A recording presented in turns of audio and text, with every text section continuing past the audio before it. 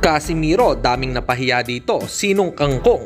Devin Haney nasangkot sa gulo, nanuntok. Itong at pag-usapan natin. Pero bago ang lahat, pakisubscribe po ng channel ko. Huwag niyo na rin kalimutan i-click ang notification bell para lagi kayong una sa balita. Nalaban ang aasahan, balita sa mga pambato na isasalang, pasabog na video, lahat yan nandito.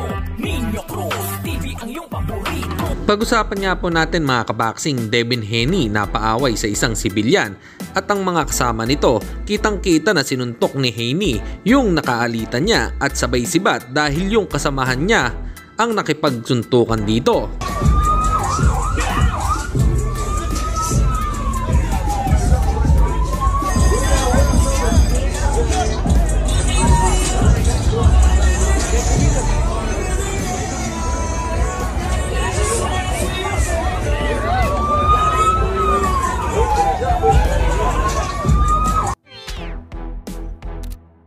Samantalang pamangkin ni Jerwin Angcahas na si Jezreel Angcahas, panalo po ito kontra kay Paolo Fortune via split decision.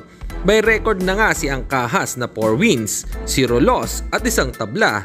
Ang laban ay ginawa sa Cantilan, Surigao del Sur under ng blow by blow ng Manny Pacquiao promotion.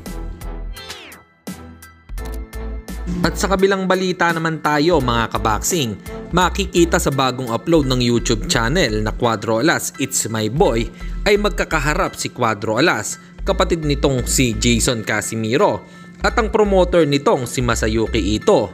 Makikita dito na pumipirma ng kontrata itong si Cuadro Alas. So sa mga nagsasabi dyan na walang laban at sa kangkungan na lang ito pupulutin, ito nga ang patunay na tuloy na ang laban ni Casimiro at mapapanood na muli itong lumaban sa ibabaw ng lona. Ano po ang masasabi nyo dito mga kaboxing? Comment lang po kayo. Hanggang dito na lang muna ang ating balita. Dito na lang ang aking boxing news report. Babu!